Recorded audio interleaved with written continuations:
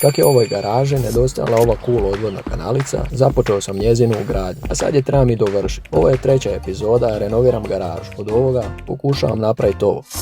Ovo je zadatak zbog kojeg sam požalio što sam se upustio u renovaciju, ali kad je bal neke maske pal. Zadnji sam put glumio bauštelca, a sad glumim i bauštelca i vodoinstalater. Baš ono je jako uzbudljivo. Ostalo je odraditi još par zadataka da bi kanalica bila uspješno postavljena. Pa krenimo na prvi. Osim zbog odvodne kanalice, bilo je potrebno instalirati novi odvod i zbog ovog čarobnog vanjskog sudopera. A da bi to bilo moguće, morao sam još malo oštemati zid, temelj i stazu. Rupu u temelju probušio sam točno tamo gdje sam ih htio. Aha, možeš misliti, jedno 15 cm od onog gdje je trebalo, jer sam baš ono jako htio glumiti vodoinstalatera. Odlučio sam već u ovom trenutku smontirati ovaj dio odvodne cijevi, zaštitio je krep trakom, a zatim položio je ovu dužu cijev preko staze da znam gdje trebam rezati. Najprije mala beštija odradila još jedan kirurški precizan rez, a da bi krajnji rezultat izgledao reprezentativno, rez sam produbio i velikom beštijom. Mali bauštelci unutar ove sprave nisu mogli dočekati nastavak na izmjeničnog udaranja čekićima. I dok ćeš ti u ekstazi odgledati ovo štemanje, s prstom u uhu u svega par sekundi, meni ova povremeno zabava, mjestimično agonija, trajala i par sati. Izgleda da sam ipak na kratko trebao glumiti vrtlara. Ovo postaje još uzbudljivije. Iskopao sam radije zemlju dužinom staze, jer više stvarno nije imalo smisla nastavljati ono potencijalno trovanje prašina. Kad sam odlučio da mi je dosta pripremanja terena,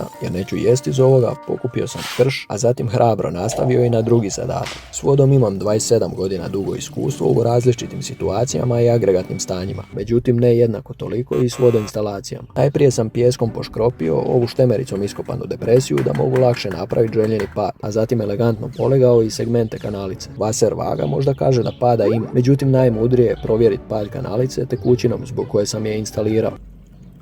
Ova smjesa cementa, pijeska i vode poslužit će da kanalicu fiksiramo u željenom položaju.